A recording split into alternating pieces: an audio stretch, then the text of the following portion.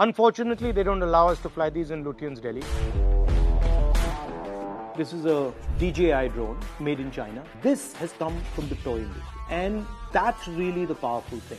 This is actually where we should be playing. And the network that produces this is where the real value is. And all AI is actually going to be operating on this network. And the sad fact, we don't make any of the components inside this. We don't understand how it's made. We certainly don't make any of the optics. We don't understand how it's made. As I said in my speech, I'm speaking directly to the young people of this country. And in my speech, I had mentioned about how drones are changing warfare. So I wanted to go a little bit deeper into that idea. So here is a drone. This is a DJI drone made in China. And that's a battery, lithium polymer battery. These are 4 brushless DC motors, and that's the camera.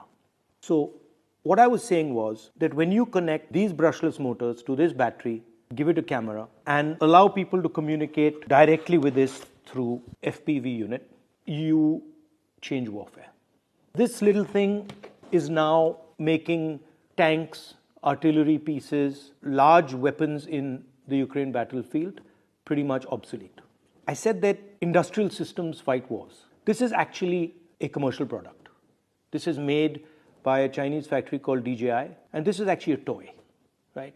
What we are seeing here is innovative technology of the motor, high quality optics, telecommunication equipment, and essentially a bunch of cell phone batteries set together are allowing this thing to transform the battlefield. Earlier, the Air Force used to operate, let's say, for the most part, above 10,000 feet. And if you wanted, if a local unit, fighting unit wanted air support, they had to call the Air Force, and then the Air Force had to send the plane.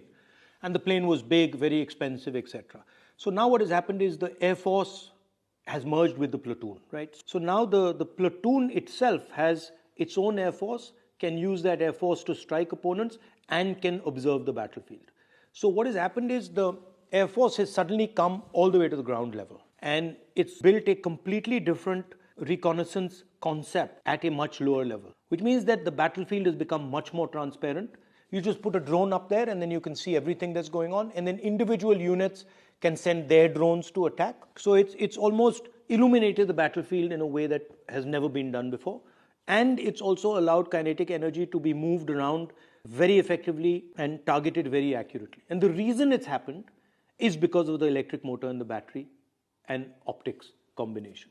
Underwater warfare has also been changed by this thing, because this thing now you can put it into a little ship or into a little submarine and you can sink huge destroyers, things like, I mean, for example, an aircraft carrier, they're going to be sitting ducks. And yes, American carrier groups would probably be able to defend themselves, but your regular aircraft carrier will simply not be able to survive an environment where these drones are roaming around undersea. So it is the optics and communication system are allowing you to see the battlefield, see the sea in a completely different way. And then the electric motor is allowing you to target very, very accurately, put explosive power very accurately where you want. And this has revolutionized how accurately you can target kinetic energy. We have to build such a system.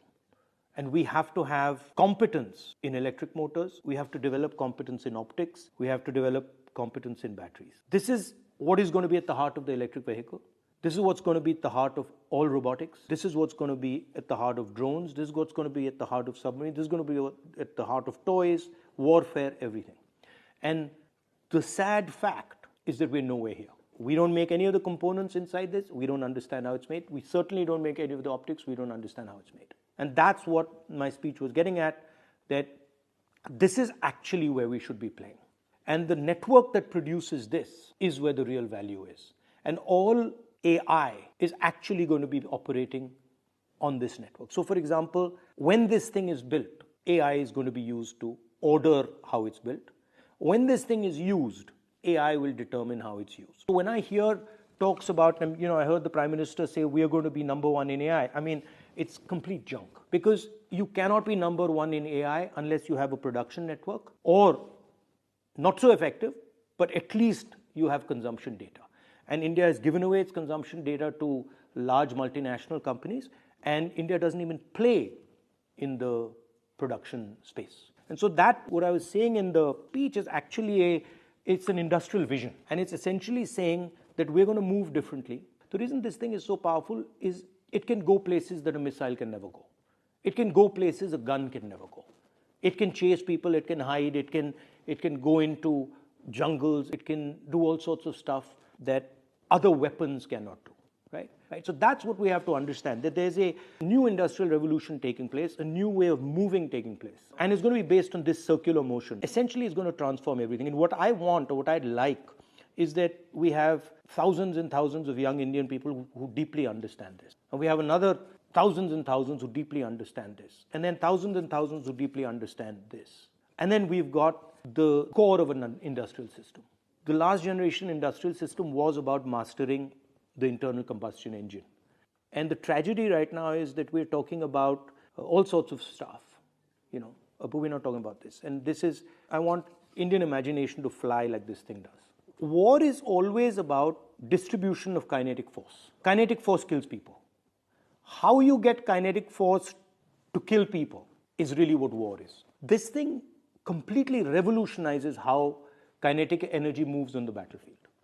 So, for example, if you compare this to a bullet can only move in a straight line, right? This can move up, down, left, right, backwards. It can stop in space. If you're comparing this to a tank shell can only move in a straight line. If you're comparing it to a missile can maneuver, but then a missile can't suddenly stop in the middle of the sky. A missile can't maneuver in such a sophisticated, complicated manner, right? So this is literally a revolution. And the interesting thing about this, and this is what I keep telling my American friends, is that this doesn't come from the military system. American drones all come from the military system, meaning they trickle down. This has come from the toy industry, right? This has emerged from the commercial system. And that's really the powerful thing. Because if things are emerging bottom up, then the amount of innovation that will emerge from that is significantly more than if they're going top down, right? So this motor, brushless motor, actually, I first saw it, 15, 20 years ago in a remote control plane. This used to be a hobby. This is a hobby I've had for 30, 40 years. And earlier there used to be small engines, very complicated to build, very complicated to fly. And the real innovation was the brushless motor. And then the batteries. Because earlier the batteries were just way too big and the brushless motors were inefficient. The motors were inefficient. And now they're very powerful. They all coordinate. So this is actually a revolution. This is where the technological wave is. Now people think that you can make in India. You can have an Adani Defense or somebody else make in India and you'll get this. You won't. All Adani Defense does, or all our defense guys do, is actually assemble. This emerges from a production network. This is the result of a production network. And that's what I'm talking about. I'm not talking about that we now sit and we get a company that makes something that looks like this. That's not really interesting, because this will be obsolete anyway. But if we have the network from which this emerges, then we will never be obsolete. We'll just be at the edge of the technology curve, right? Understands, for example, the importance of what these cameras do. This thing without this camera, ineffective as a weapon of war. So the camera has to come together with the motor, has to come together with the battery, has to come together with all the components. And now what's very interesting is the Americans and the Europeans have understood this. They've understood that actually they don't have the production system that can create this, and they can never have it, because they're at a stage in their development where for them building this is almost impossible.